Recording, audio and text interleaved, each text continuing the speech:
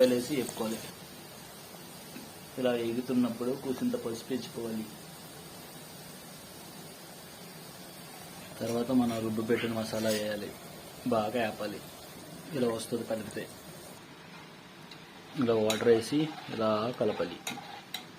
చింతపండు పులుపు వేయాలి. దాని తర్వాత మసాలా వేయాలి. మనం స్టార్టింగ్ డ్రై రోస్ట్ చేసాం కదా, ఆ పౌడర్ వేయాలి.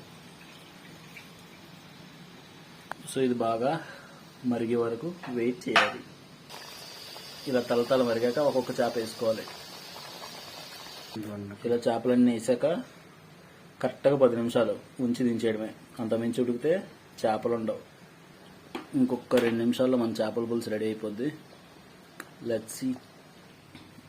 సో స్టవ్ చూసారా, అయిపోయింది. మనం స్టవ్ దించేసాం, చేపల పులుసు రెడీ అయిపోయింది. ఒక 10 నిమిషాల తర్వాత తినేయచ్చు.